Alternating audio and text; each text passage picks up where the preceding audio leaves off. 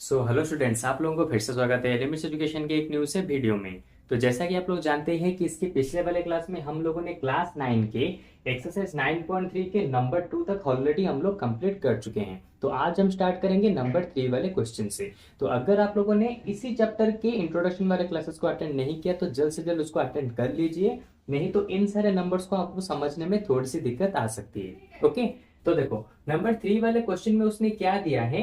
यहाँ पे एक सर्कल है जहां पे पी क्यू आर और पी ओ आर ये दोनों सेम कॉर्ड से बने हुए हैं। और पी क्यू आर कितना है, यहाँ पे 100 degree. P Q and R are points on the circle, ये तीनों क्या है, सर्कल के ऊपर एक पॉइंट है विथ सेंटर ओ, जिसका सेंटर है ओ। तो हमें फाइंड आउट करना है ओ पी आर कितना होगा, ओ पी आर यानी कि ये वाला एंगल कितना होगा। ठीक है, अच्छा तो देखो मैं क्या करता हूं, यहाँ पे थोड़ा सा कंस्ट्रक्शन करूंगा। मैं यहां से इस तरह से यहां पे इसको इस तरह से मैं ज्वाइन करूंगा और इसका नेमिंग में कर देता हूं, इसको दे देता हूं डी। तो चाहो तो तुम इसे कंस्ट्रक्शन में लिख सकते हो।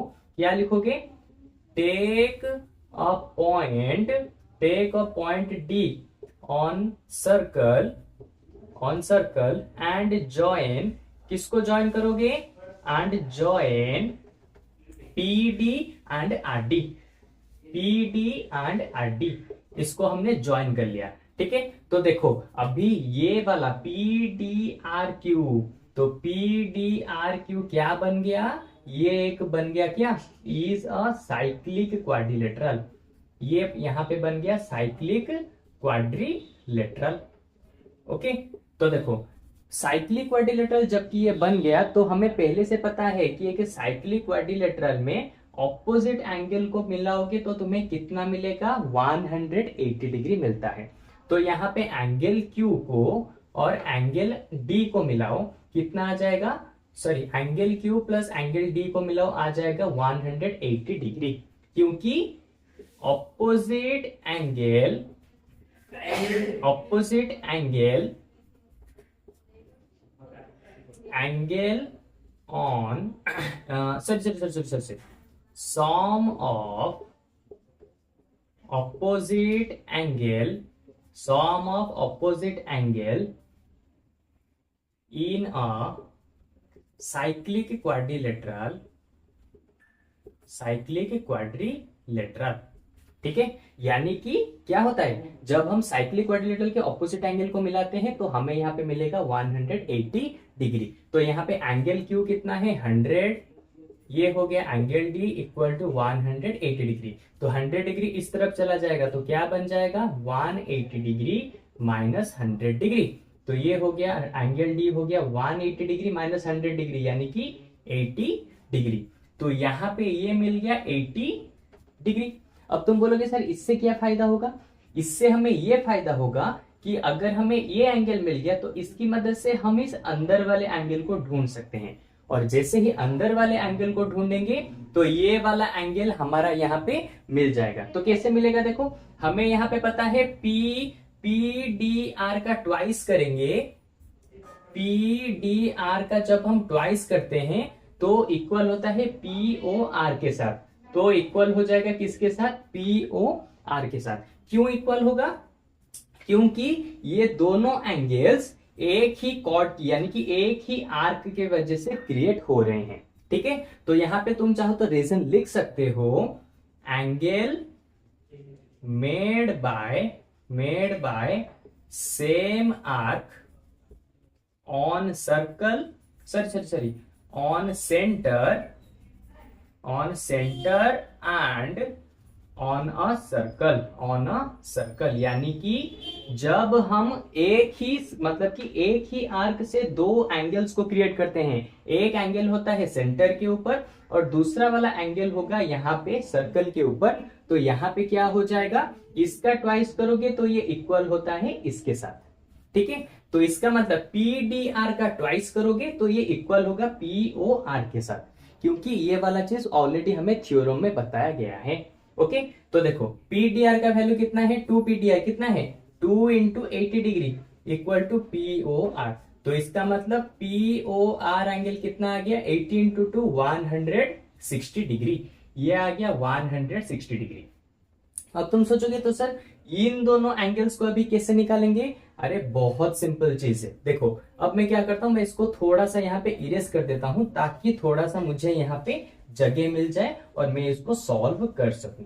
ओके, अच्छा अब देखो इन triangle POR, in triangle POR, इस वाले ट्रायंगल में देखो, ठीक है, ये जो होगा यानी कि OP और OR एक दूसरे के साथ इक्वल होंगे। अब तुम बोलोगे क्यों?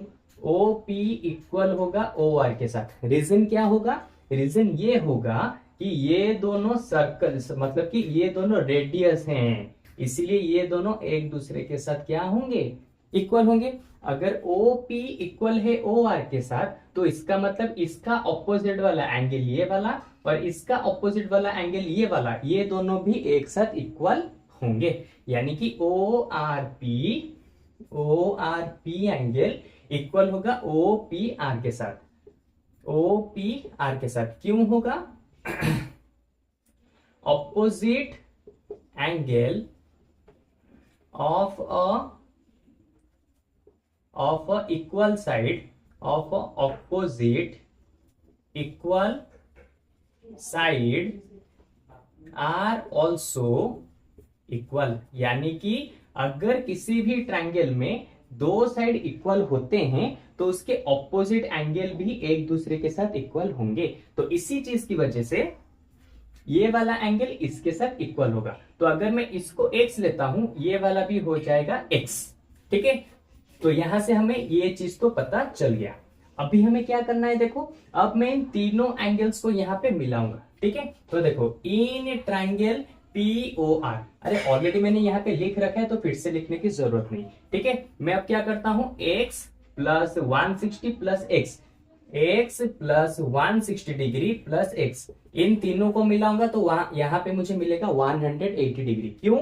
Angle sum property, angle sum property. इससे हमें क्या पता है कि तीनों एंगल को मिलाएंगे किसी भी ट्रायंगल का तो यहाँ पे हमें 180 डिग्री मिलता है। ओके, तो देखो x प्लस x हो जाएगा 2x प्लस 160 डिग्री, इस तरफ ले आओ तो ये क्या हो जाएगा 180 डिग्री माइनस 160 डिग्री, तो 2x हो जाएगा कितना 20 डिग्री और x का वैल्यू हो जाएगा 20 डिग्री डिवाइडेड बाय 2, यानी कि यहाँ पे आ गया 10 डिग्री। और x हमने किसको लिया था, OPR को, तो इसका मतलब OPR का एंगल यहाँ पे कितना निकल गया 10 डिग्री। तो देखा किस तरह से इजीली नंबर 3 वाला क्वेश्चन यहाँ पे खत्म हो चुका है। ओके, तो अब चलते हैं हमारे नंबर 4 वाले क्वेश्चन की तरफ। ठीक है, तो चलो, तो देखो नंबर 4 वाले क्वेश्चन में यहाँ पे उसने इस सर्कल के अंदर दो ट्रायंगल्स दिए हैं और उसने कहा है ABC यानी कि ये वाला एंगल होगा 69 डिग्री और ACB यानी कि ये वाला एंगल होगा 31 डिग्री। तो हमें फाइंड आउट करना है इस ट्रायंगल का BDC कितना होगा, इस चीज को हमें यहाँ पे फाइंड आउट करना है। तो देखो सिंपल सी चीज, अगर मैं इस वाले एंगल को फाइंड आउट कर देता हूं तो ये वाला एंगल जितना होगा ये वाला एंगल भी उतना ही होगा। क्यों होगा इक्वल? मैं ऑलरेडी थ्योरम में बता चुका हूं कि जब कभी भी एक सर्कल के अंदर एक ही कॉर्ड की वजह से दो एंगल्स क्रिएट होते हैं एक ही सेगमेंट में, देखो एक ही सेगमेंट में दो एंगल्स क्रिएट हो रहे हैं एक ही कॉर्ड की वजह से, तो यहाँ पे एंगल एक दूसरे के साथ इक्वल होंगे। तो अभी मुझे क्या करना है, मैं इन्हीं दोनों डाटा को यूज करके इसको निकालूंगा और ये निकल गया तो इसका मतलब ये भी हमारा यहाँ पे निकल गया। ठीक है, तो देखो इन ट्रायंगल ABC तीनों एंगल्स को यहाँ पे सम करो, BAC angle plus ABC angle plus ACB angle, इन तीनों को मिलाओगे यहाँ पे आ जाएगा 180 डिग्री। तो BAC हमें पता नहीं, इसी को निकालना है BAC। ABC कितना होगा, ABC ये हो जाएगा 69 डिग्री और ACB ऑलरेडी दिया है 31 डिग्री इक्वल टू 180 डिग्री। ठीक है, तुम चाहो तो यहाँ पे लिख सकते हो एंगल सम प्रॉपर्टी, इसका रीजन तुम लिख सकते हो, नहीं लिखोगे तो भी चलेगा। ओके, तो देखो एंगल BAC इसको इसके साथ मिलाओ कितना आ जाएगा 100 डिग्री इक्वल टू 180 डिग्री। तो BAC एंगल ये इस तरफ जाएगा तो 180 degree minus 100 degree equal to 80 degree. तो एंगल BAC कितना निकल गया यहाँ पे 80 डिग्री। तो अभी जैसा कि मैंने कहा था ये वाला एंगल इसके साथ इक्वल होगा, तो अभी मैं लिख देता हूं BAC एंगल इक्वल होगा BDC एंगल के साथ। ये दोनों यहाँ पे इक्वल क्यों हुए, अभी मैंने बताया सेम चीज, यानी कि एक ही कॉर्ड की वजह से जब एक ही सेगमेंट में दो दो एंगल क्रिएट होते हैं तो दोनों एंगल्स एक दूसरे के साथ इक्वल होते हैं। तो इसका तुम रीजन लिख सकते हो angles on a same segment. जब एक सेम सेगमेंट के अंदर, देखो ये वाला है सेम सेगमेंट, इसको छोड़ दो, ये वाला है सेम सेगमेंट। जब सेम सेगमेंट के अंदर दो दो एंगल्स क्रिएट होते हैं तो वो दोनों एक दूसरे के साथ इक्वल होते हैं। Angles on a same segment, ये हो जाएगा हमारा रीजन। तो BAC कितना निकला है 80 डिग्री, तो 80 डिग्री किसके साथ इक्वल हो गया BDC एंगल के साथ। ठीक है, तो लो उसने जो पूछा था हमने यहाँ पे उसे निकाल के दिखा दिया। अब मुझे लगता है कि तुम्हें ये बहुत ही अच्छे से समझ आ गया होगा क्योंकि ये बहुत ही छोटा सा है। ओके, तो अब चलते हैं नंबर 5 वाले क्वेश्चन की तरफ। ठीक है, तो चलो सबसे पहले इसको मैं इरेज कर देता हूं और नंबर 5 वाले क्वेश्चन को यहाँ पे लिख देता हूं। ठीक है, चलो तो देखो नंबर 5 वाले क्वेश्चन में उसने क्या दिया है, ABC एंड D ये चारों क्या है 4 points on a circle. Circle के ऊपर एक पॉइंट है। AC एंड BD, AC और BD intersect at A point E। तो ये दोनों यहाँ पे इंटरसेक्ट करते हैं E पॉइंट के ऊपर, और यहाँ पे BEC बनता है कितना 130 डिग्री, और ECD दिया है 20 डिग्री। ओके, तो हमें फाइंड आउट करना है BAC कितना होगा, यानी कि ये वाला कितना होगा हमें फाइंड आउट करना है। तो नंबर 4 में जिस तरह से किया था नंबर 5 में भी बिल्कुल उसी तरह से होगा। अगर मैं इस वाले एंगल को यहाँ पे ढूंढ लूं, इस वाले एंगल को यानी कि BDC को मैं ढूंढ लूं, तो ये वाला इक्वल हो जाएगा BAC एंगल के साथ। लेकिन रीजन क्या होगा, रीजन होगा एंगल ऑन सेम सेगमेंट। अरे जस्ट अभी बताया था एक सर्कल के अंदर एक ही कॉर्ड की वजह से यहाँ पे जितने भी एंगल्स क्रिएट होंगे वो सभी के सभी एंगल एक दूसरे के साथ इक्वल होंगे। तो अगर मैं इस एंगल को निकाल देता हूं तो इजीली ये वाला एंगल, सॉरी, अगर मैं इस एंगल को निकाल देता हूं, ठीक है, या फिर इस एंगल को निकाल देता हूं, तो ये दोनों एंगल एक दूसरे के साथ इक्वल हो जाएंगे। तो अब देखो मैं किस एंगल को निकाल सकता हूं, अरे सीधी सी बात है 130 डिग्री यहाँ पे दिया है, तो लीनियर पेयर को यूज करके ये वाला एंगल मुझे यहाँ पे मिल जाएगा। तो इस एंगल को यूज करके मैं इस वाले एंगल को निकाल सकता हूं, और जैसे ही ये वाला एंगल निकल जाएगा तो ये इक्वल हो जाएगा इसके साथ, सिंपल। तो देखो अब क्या करेंगे, इन ट्रायंगल BDC ऐसे लिख सकते हो, इन ट्रायंगल BDC इस ट्रायंगल में देखो BEC एंगल BEC प्लस करेंगे DEC को कितना होगा 180 डिग्री। अरे इस एंगल को और इस वाले एंगल को प्लस करो, कितना मिलेगा 180 डिग्री, क्योंकि ये दोनों लीनियर पेयर एंगल्स हैं। ओके, एक ही स्ट्रेट लाइन के ऊपर है इसलिए इन दोनों को लीनियर पेयर एंगल्स कहा जाता है, सिंपल। तो BEC कितना है 130 डिग्री, और DEC जितना है उससे ही रख देंगे इक्वल टू 180 डिग्री। 130 इस तरफ आके माइनस हो जाएगा, तो DEC एंगल 180 से 130 को माइनस करो, 130 डिग्री इक्वल हो जाएगा 50 डिग्री। तो ये वाला आ गया हमारा कितना 50 डिग्री। अब देखो इन दोनों एंगल्स को यूज करके मैं इस वाले एंगल को निकाल सकता हूं। अब देखो इन ट्रायंगल EDC, इस छोटे ट्रायंगल में देखो इन ट्रायंगल EDC इस एंगल को और इस एंगल को मिलाओ, यानी कि DEC plus ECD plus EDC इन तीनों को मिलाएंगे हमें कितना मिलेगा 180 डिग्री। क्यों, एंगल सम प्रॉपर्टी, हमें पता है किसी भी ट्रायंगल के तीनों एंगल्स को मिलाओ 180 डिग्री ही हमें मिलता है, सिंपल। अच्छा अब डाटा को पुट करो, DEC कितना होगा, यहाँ पे निकाल चुके हैं, DEC होगा 50 डिग्री प्लस ECD ECD दिया है 20 डिग्री प्लस EDC, EDC ये वाला तो हमें पता नहीं, इसलिए ये जैसा है वैसा ही रख देंगे, इक्वल टू 180 डिग्री। 50 प्लस 20 हो गया 70 डिग्री EDC, और ये 70 डिग्री इस तरफ आएगा तो हो जाएगा माइनस 180 डिग्री माइनस 70 डिग्री। तो EDC का वैल्यू कितना निकल गया? 110 डिग्री। तो देखो EDC यानी कि इसका वैल्यू निकल गया 110 डिग्री।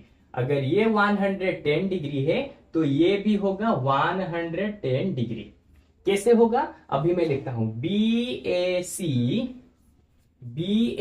एंगल इक्वल होगा BDC एंगल के साथ, BDC एंगल के साथ। रीजन क्या होगा?